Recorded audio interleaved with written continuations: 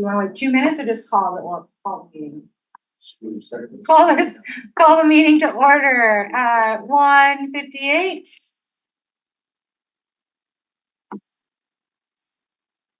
Okay, and we have 1, 2, 3, 4, 5 of the committee in attendance. And we acknowledge and respect the Indigenous people within whose traditional lands we are meeting on today. I'll call for an adoption of the agenda. Any changes? No? Okay. Everyone received and reviewed the minutes from the last meeting? Okay. So new business 5.1 is the Economic Action Partnership. I know Gary was going to give a review on that. Update, yes. And the Imagine Kootenay website as well. Okay, go for it then. So, and let me know if volume is good or bad. So bigger projects in the last year plus for Economic Action Partnership. There was it was called an agri-fair.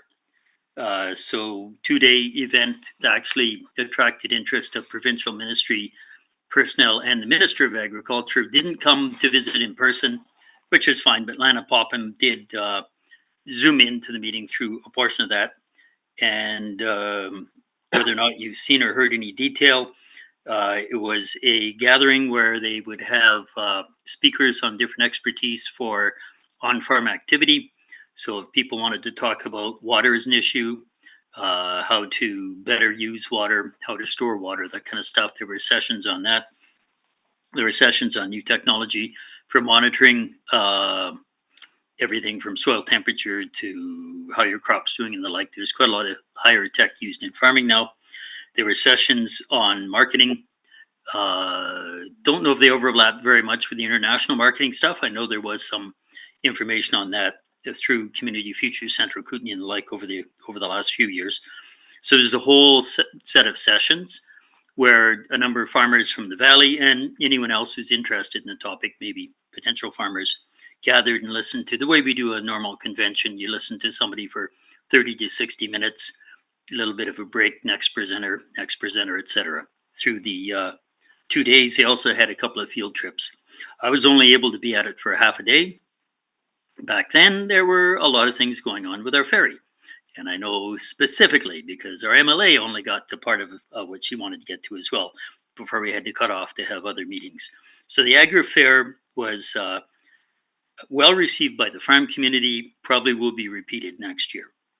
There was a childcare project to support a few childcare facilities, including some support for Crawford Bay. Crawford Bay, I see the advertisements for spots and stuff like that. So there was more spaces, of course, in the Creston Valley, but it also benefited up here. Economic Action Partnership also had some input on housing. I think they only had minimal involvement for the Bluebell Manor expansion. There was some overlap. I know town of Creston also had some staff working on that, but housing, affordable housing, has had some success, and they do have approvals and funding for some more projects. There was a wayfinding project or signage, which unfortunately I've heard more criticism than acknowledgement on, but Ministry of Transportation threw a huge curveball at the project way down late in the project when they're formulating locations for sort of gateway signage along highway right-of-ways. Pretty much denied every one of them. I think there's only one that was allowed. It's coming off the summit from west of Creston, dropping down into the valley. All the others, they said no. However, there were dozens of other signs placed at various locations on private land or society-owned land to identify a library, a community hall, a community park, that kind of thing, including a number in Area A. And then Imagine Kootenay is the other sort of top of mind. It's been ongoing for several years. It wasn't a one-time project that would, be executed over 12 to 18 months. Imagine Kootenay has changed form again a little bit. Right now, the budget for Imagine Kootenai is fairly stable in terms of, so Imagine Kootenai, I don't know if everybody's aware of quite what it is. It started as Invest Kootenai, which is a trend you'll see in many communities where they say, if you want to start a business, buy a business, whatever, come to our little community and enjoy living here. So if you come to our community, you can ski, or you can fish, or you can hike, or you can hunt, or you can go to the opera, or whatever. You try to explain to potential investors who may know very little about your region, except you might have a nice climate, nice viewscapes, but they don't know anything else about the community. So Imagine Kootenai, or Invest Kootenai initially was designed to let investors look at across the entire Kootenays and compare what's the difference between Trail and Creston or Cranbrook, for example, other than climate. Best example I heard, I got one referral because I was fairly deeply involved in this to help get it off the ground years back, was somebody wanted to start a small farm, and they'd heard about Trail because there's people who grow grapes and make their own wine. And now, of course, there are commercial wineries in the Kootenays, but they're not in Trail per se. They're more in Creston. The reason is the difference in climate. So this person, not necessarily looking to start a winery, but was redirected to say, well, you've heard about Trail because of something, but have you considered Grand Forks? Have you considered Creston? Have you considered East Kootenay? What do you want to do? What do you want to grow? Do you want to raise beef? Do you want to raise poultry? Do you want a field crop? And so that person did invest. But because Invest Kootenai works across the entire Kootenays, without competing with Trail and trying to, don't talk to Trail, they said, well, here's what Trail has. You can see it right here. And here's what the other communities have. Here's how much it costs to buy land in Nelson. So they didn't do that. So Imagine Kootenai, transformed name from Invest Kootenai, tries to let investors get their startup in the right location to have the best success. Or if they're buying a business, they just see a little more than they would see from a commercial real estate listing. They see more about the community, what goes on, local amenities, just a little more information. It's kind of like a pre-welcome wagon. So Invest Kootenai, Imagine Kootenai now, has enough funding this coming year. They're trying something different. We're not going to charge a membership fee for the particular members in order to try and entice some of the small communities that have been wavering in and out. They don't think they can afford a couple $1,000s a year to sort of pay for this computer program, all this data that's in this library of photos and descriptions and the like. It takes maintenance to maintain this. So this coming year, 2026, the membership fee is waived, but there is a good allocation of time for local economic practitioners to receive the emails or inquiries and follow up with people so they can try and understand what opportunities we have for investment. So there is still going to be an allocation, but we haven't figured out what it would be, not a membership fee, but each partner in, say, the Economic Action Partnership would contribute funding for the person or people who will take those phone calls. Used to have someone in the East Shore who was doing it and chasing it down for a while. It was actually Bronca. Recent years, less interest has been shown, so it's moved more into entities like KS, because KS can manage contracts for the IT side or keep the computer site going. They can manage somebody to do social media, and they can manage somebody who will actually answer the emails and give follow-up information on any inquiries. So there's 5 kind of top of my head areas that Economic Action Partnership had been working on for the last year or 18 months or a little more. So this year, the contract for the Economic Action Partnership is in the process of renewal, and we haven't sat down for a few months to talk about what each partner would want to see have happen, and then to get a framework or some kind of a potential budget back from the service provider on what staff they have that can do it, what would be contracted outside of their staff, and then to set up a dollar amount in a future contract.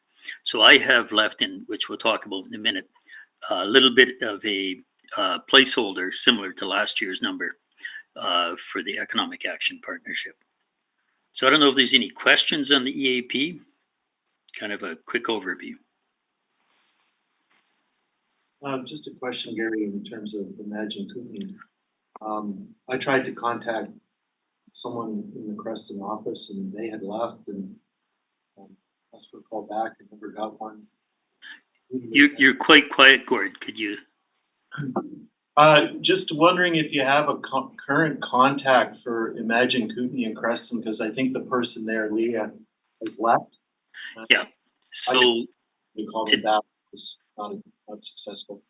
Today, I don't know who Londa would have slotted in that position, to be honest. And on my things to do, that was on my mind. So I'm not certain today. They are receiving input, but did you try and do a direct email or did you go through the IK website? I tried the IK website, but it didn't like either my email or Maggie's. We kept getting errors. And so I thought, I'm in Creston, I'll walk into the office, and I couldn't find anyone there to talk to. Right. Okay. I just flagged it to add to my do list. I will see what's going on with the website first, I guess, that it doesn't take it in automatically. And then I don't know if Leah left to Prince Rupert, and apparently they are going to have some economic activity there, if you listen to what the feds are planning. And then Hugh Grant retired. So they've had two positions who are involved with that have shifted. So, but I will follow that up for our next meeting. I have a question on Invest Kootenai. On Oh, he's back. Gary. Yep. Do we have any on Invest Kootenai, any statistics on how many people actually contact regarding Area A and what results were? They do those reports. It's Lois, is it? I can't see you in the room. Yeah, it's Lois. Yeah. Yeah. So you know from before they do produce those reports. I'd have to go back.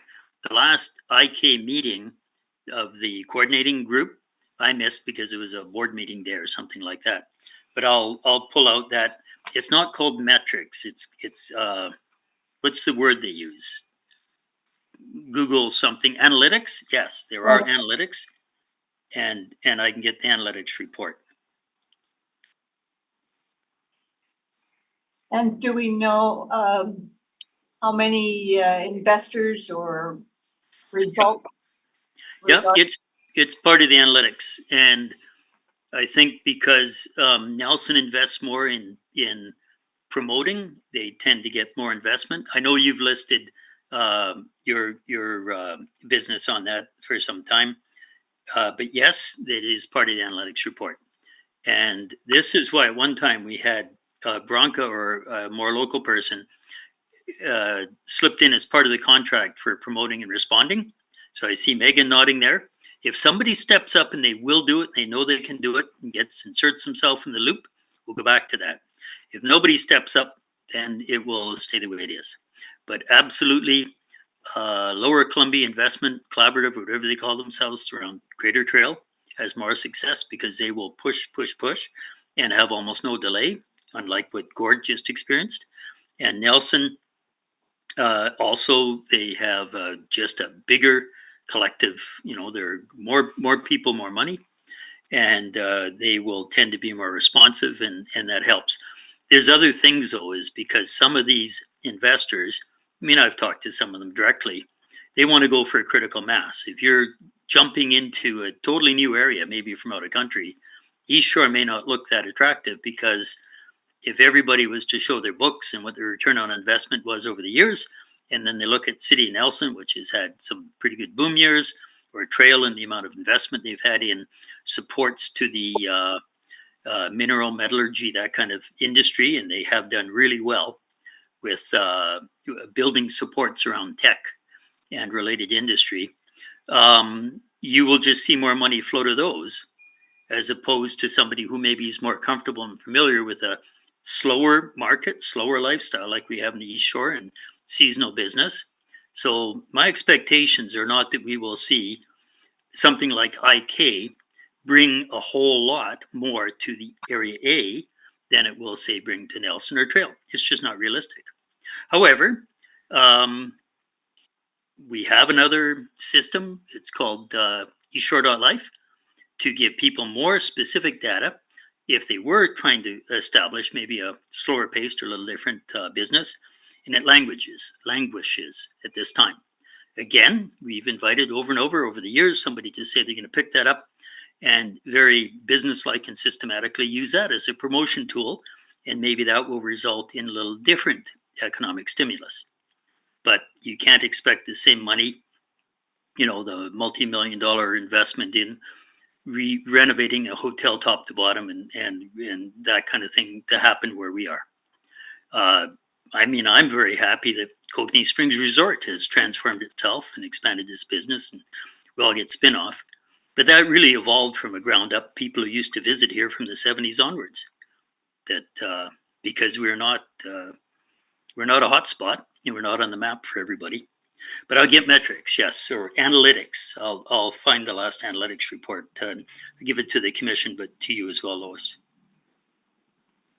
Megan? I'm happy to hear that they're renewing the contract for the EAP, and you said that is there going to be room in this process for community input during this renewal, like while you're giving it out to a new contract? Well, we have a stakeholder advisory. Lois had been on it for a period of time. I think Gina's been on and off it. Yeah. If somebody says they will take a seat and be part of that, then they are part of that. The last person on formally said they will take a seat was Forrest Emmon for the Kootenay Lake Chamber of Commerce. If there's somebody else, just say who. The huge outreach that was done some years ago generated, like the 1,000 or 2,000 comments type thing is how I would put it. We created this Stronger Together matrix where people said they'd like to see an emphasis on tourism, emphasis on agriculture, an emphasis on the 5, 6, 7 pillars. And out of that, the people who said they're going to help take up a project and brought proposals forward saw more advancement. The areas where, say, we were talking about connecting more innovative businesses, there was a lot of keen interest from a couple of individuals. A couple of them aren't in the area anymore, and say in the Crescent Valley area. And if they wanted to do an innovation hub, we worked on that. We even had a potential location, shared office space, that kind of thing. Conversations were started. Nobody was willing to push it that they would actually be the tenant or the user. So we didn't spend any more of your tax money on it. But we are not at this time yet planning to do the big, broad public outreach. But I'm kind of thinking maybe it is time to try that again.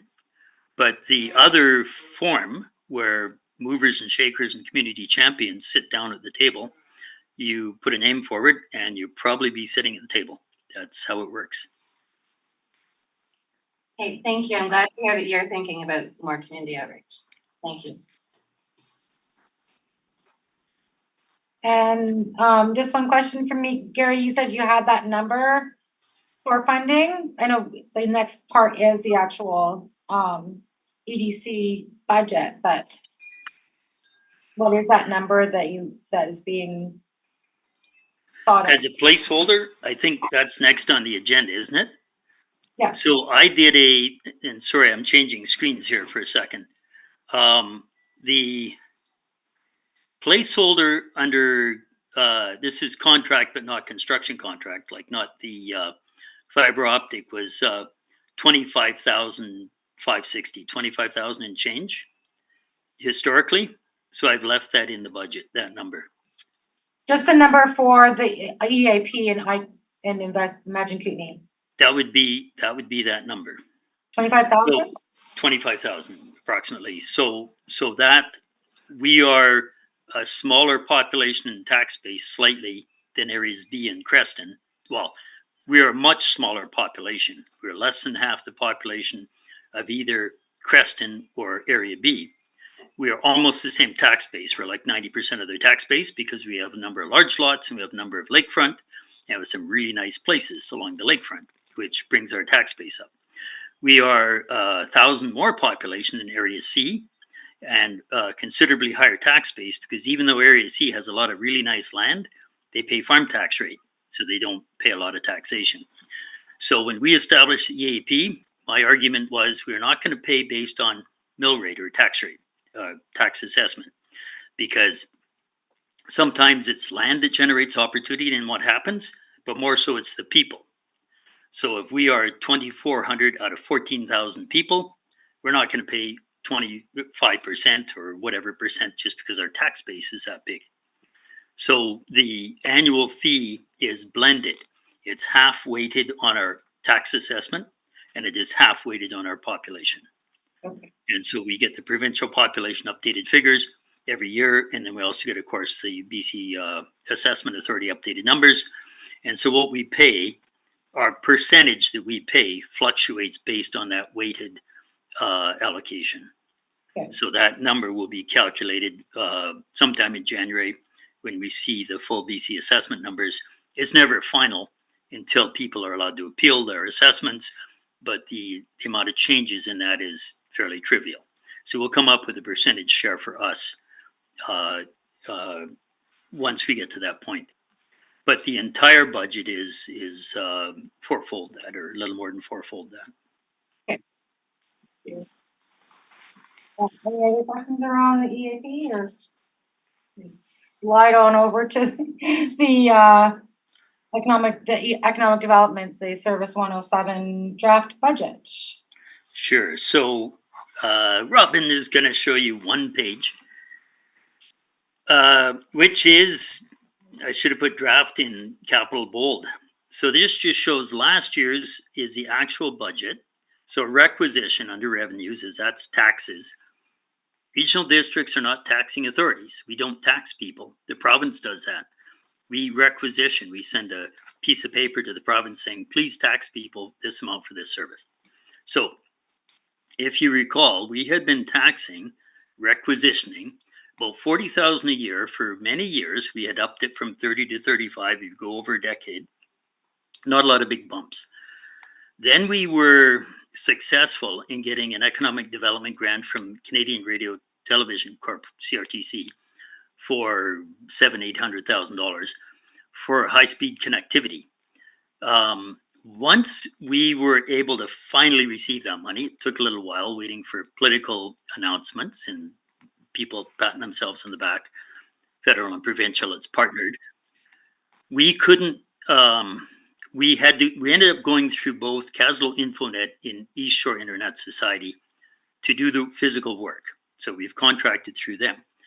But we couldn't charge any of the in-house money to the project management, managing their contracts, checking their payments, and also checking quality of work, because it's the regional district responsible for having that service delivered on behalf of the federal and provincial government. So if you look there's a line under 2025 prior year surplus. We ran a deficit.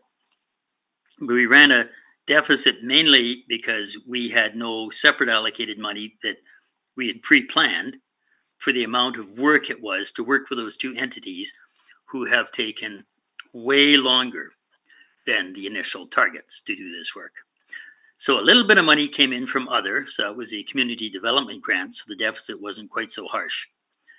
So we've been carrying partly out of our requisition and partly out of other funding, the managing this $700,000-800,000 from the regional district's perspective, including paying bills and finance and reporting. So we bumped the requisition up to cover the previous prior deficit.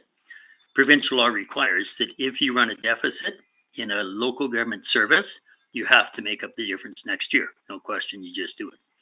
So the amount of deficit, the project management for getting this going caught up to us after the first couple of years, boosted our taxation by about 10 grand.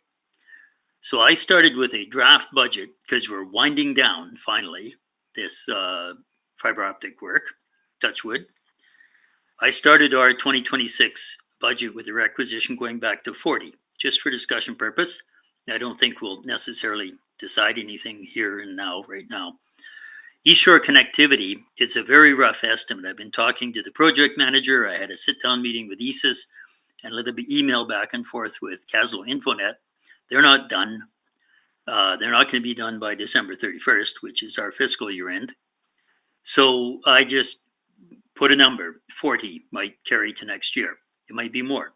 I have no idea till we actually see what amount of work they get done prior to freeze up. They've had an exceptionally long delay as part of their issue with highways.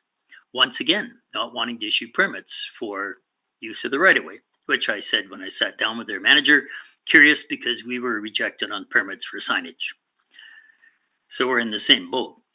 We may have a prior year surplus, you'll see under the 2026 column. Again, I don't know for sure because I don't know if the project management work in the field is going to stop now or is going to go through to December 31st. So that's a placeholder. So if we go down a little bit on expenses, we do have some direct support staff, Robin being one. I don't know if you can scroll that, Robin, down half a page. So we have some direct support for the commission. So I've left pretty much the same number. Salaries, benefits, again. I have third quarter into September numbers and we're tracking close. So I just left next year's similar to last year's. The contracted services, that's whether it's KES and or others, Economic Action Partnership, IK, I've just plugged in nominally at about the same 25,006. Rentals, I've left the same. It was tracking through the third quarter. The grants unspecified, that is what we've normally sat down and today we're going to hear an application for such a grant. That's the difference between everything else. Once I got to the bottom, went back up. Transfer to project management. I'm just hoping we're going to only have maybe another $1,000 of, but we have to do final reporting to the feds in the province on this internet. But I'm hoping we'll contain that to about $1,000. Transfer to admin, that's normal for every service that moves money and has more than, say, Robin supporting us. There's always some other supports. Capital, there's the same 40,000, which in the top as income would be the project fund, which we can spend on the project, matched with an estimated expenditure. So that balances if as a first cut, we say, let's go back to our traditional tax rate, requisition rate, and that would give us in the order of $19,000 at this early stage for project grants. And it'd be kind of nice if you want to think about it, that this is one of the many services, 180 whatever services. We can say, well, we're going to knock the taxation back down by 20% because we had an unusual project where we leveraged huge federal money. We're done with that. So we're going to go back to steady state. My thinking is I don't like to take last year's number and increase it just because. And I get asked probably every other day, where can we save money? When can we start paying less taxes? This is one spot. We could pay even less taxes if we decided not to give grants out and only work through the EAP. I've never fully supported that because I also hear, not every other day, but every other week, why can't we just do this in Area A with nobody else? So it's a balancing act, right? That we use some joint services through other areas for projects at a bigger scale. And then we have some money that you are, as a commission, able to voice directly to the regional board what you think this money could be spent on. So that's a first cut budget for now. Great, thanks, Gary. Anybody have any questions around that? Can we get a copy of that? Is that possible? Well, anything that comes to the meeting will It be becomes public. public. Yeah. Yeah, and draft with a capital DRAFT because I don't have any strong hard numbers on that. The last number of weeks of what's happening with this internet project.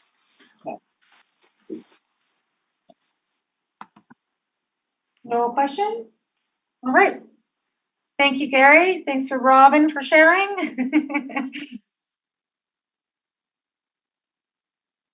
Okay, we received a grant application from the Kootenai Lake Chamber of Commerce. We have 4 members attending. Yes. From the chamber regarding their Christmas gala dinner. And their request is for funding for the amount of $1,250. Everybody had a chance to review the grant application, Sort of. sort of, some? Okay. Happy to answer any questions. First question, did this go to the directors of the chamber or not? Is this a fundraiser or just sort of just a Christmas style dinner? Next year it will be more of a fundraiser. We do hope to get some fundraising, maybe we hope this year, but we're not counting on it as its first Just wanna year. get it rolling. But we wanna get something out in the community. We Yeah. had really good support. But next year we plan, you know, it will be a fundraiser for the chamber for Okay. I know that was sort of one of the ideas you guys had tossed around, so.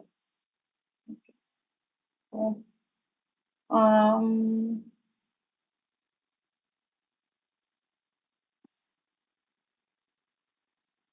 Any questions from anybody? From the EDC? Besides mine? Well, I- I'd had a Gina conversation, and I'm happy to see in this version, it's fairly wide open, because we can't take government taxation and subsidize a group that should pay for their own dinner. So I think it was 120 was the number. Expecting that Yes. this would be a very broad-based, open to community, total maybe 140, which it's different, but in a way it's similar to, say, as Lorna used to have these wide open forums where we at least get people in the same room, talk about what's going on. So from Yeah. that perspective, it's wide open and people have a good open conversation about what's working, that's what working in a social setting. There may be not many structured speeches or talks or presentations, but we can hope that following that, people then would maybe come to the more structured conversations to share a little more about whatever they talked about the first round. Well, and it's the first one too. Yeah. Yeah, I really like the idea. It's been something we know the chamber and other groups have talked of doing every year, years and years and years and years. So it's great to see it getting launched off the ground that way. Is it just lack of financials for you guys to only put in 500 when you're asking CBT for double that? And Yeah, and uncertainty. We're still researching the financials of the chamber. Yeah. We've got 14 members already registered for 2026, which is a record for us, including 2 new members. So yeah, it's just the uncertainty. We're I know. just still figuring it out. Yeah. We had our first meeting with CBT today about the strategic planning, the 15-minute assessment. So we're really moving wonderfully forward fast. We've got a great board that we had an amazing meeting last night, got a lot accomplished. So yeah, we're looking forward to working with everybody in 2026. nobody has any questions or want to use the word concern? No? We hope you'll all come.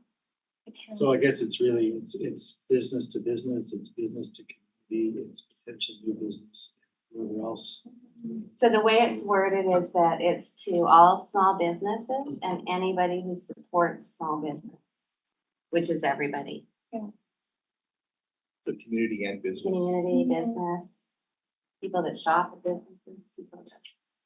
It falls perfectly because I know Rindell has a community Mhm. potluck, but the Crawford Bay organizers were burnt out and didn't have the energy to do it this year, so it kind of fills that spot when it comes to the Crawford Bay Christmas. And we made sure it wasn't conflicting with any of the other area Christmases, like, you know, the Boswell, the Rindell, one that Crawford Bay RV Park does. Oh, yeah, Yeah. And I think it does fit in with the EDC bylaws for cultural development Yes. as well. Yeah, it's a good one. It'd be fun to see it happen. Okay, so motion to provide funding of $1,250 to the Kootenai Lake Chamber of Commerce for their Christmas, I want to make sure it's, I word it correctly, the local business and supporters of Christmas gala. How's that? Community, business and community Christmas gala networking event. Alright. I'll put the motion forward. Okay. Oh, you lost Gary. I'll second that. Second is Gord. All in favor? Okay. Gary. There you Thank you go. very much. You're welcome. Thanks. Thank you. Thank you. I can't come. I'll be there in spirit. No, it's the fireman's Christmas dinner. Oh, is it? Yeah. We didn't check that. No, In Randall? they changed the day 3 times last week. Oh, okay. You could bring them all. Yeah, right. So then, under old business, we have Gord updating us on the geothermal. Okay, well, a pretty brief update. We've completed all of our field activities, the latest being our drone survey over Rydell, which was completed successfully and all done in one day, which was pretty incredible. And we're just starting to get some of the preliminary data in now, which is interesting. I won't say anything more than that because I haven't seen all of the processing yet. We did the ERT survey back in July. What's and ERT? Electrical resistivity tomography. That was a passive electrical geophysical survey we did along Rydell Road and the golf course and down along some private lands. And we got the results from that. And I will say there's some leads of interest, but until we see how it fits with the magnetometer, we don't know whether we should be interested, excited, or otherwise at this point. So the data quality is good. Yeah, so stay tuned. We are in conversations with, well, before I mention that, I'm also doing a program through Community Futures. I'm the rep on it. And it's a 5-month program to help you design a social enterprise structure for your business or your venture. And by that, I mean social purpose. How are you going to give back to the community? What form? So on. And so it's a really interesting program. They have a really awesome coach from Okanagan who's been providing some great feedback. And it's just really interesting to kind of work through the process. So I've been engaged in that and doing my homework every week, and it's been interesting. So we'll see where that leads. Because ultimately, we want to take this volunteer-driven research initiative and move it into something else. And what does that something else look like? How's the community going to benefit? Right? At this point, we've got kind of 3 different models, and each model is dependent on the where. Once you know the where, then the how and the what. So stay tuned on that too. Is cooperatives also? A cooperative is a Invested? possibility if we develop a geothermal greenhouse and then maybe a cooperative runs the greenhouse. It's one idea. Yeah, so if we develop a micro power facility from it, then maybe there's a way of generating royalty that comes back, kind of like CPT, back into a community trust that the community then benefits from. So there's a number of different things we're looking at. But it's really an interesting exercise to explore that. It's not just about money for shareholders, but how the benefit is going to come. The third model, you have social enterprise and cooperative and. One is, there's multiple models, but we're considering 3. One is where you actually have the benefit as part of the DNA of the company.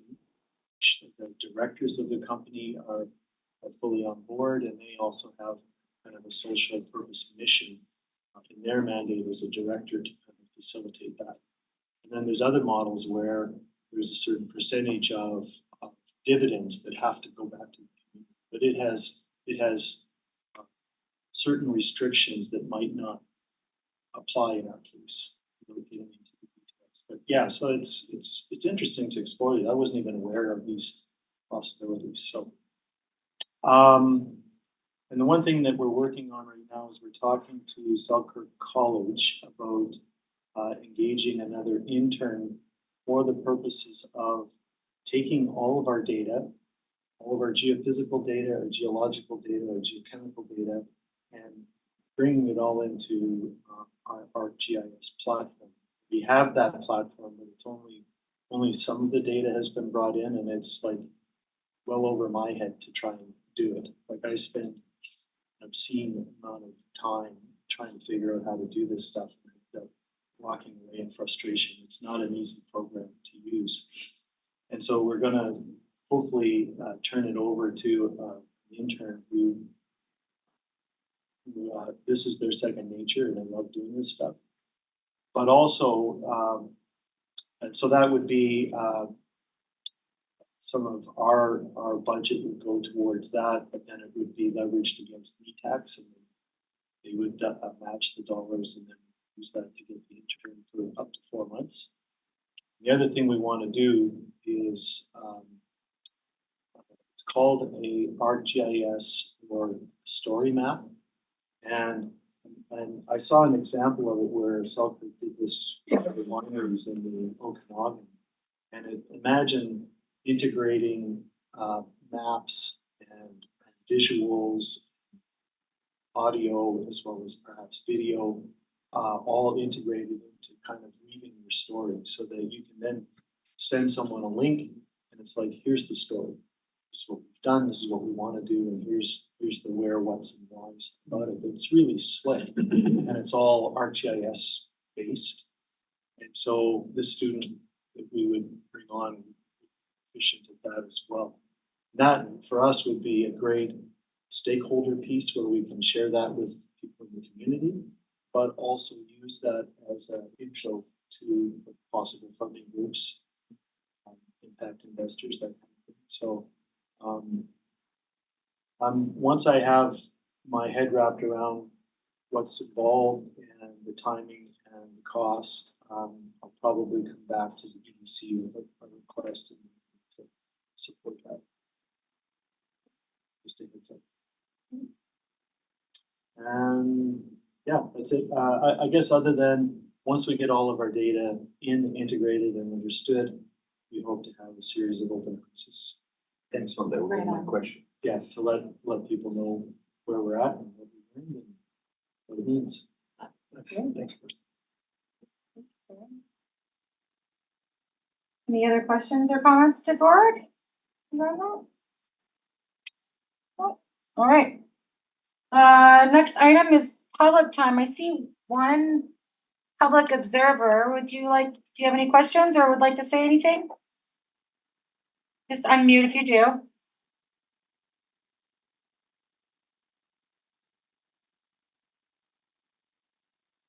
No? Okay.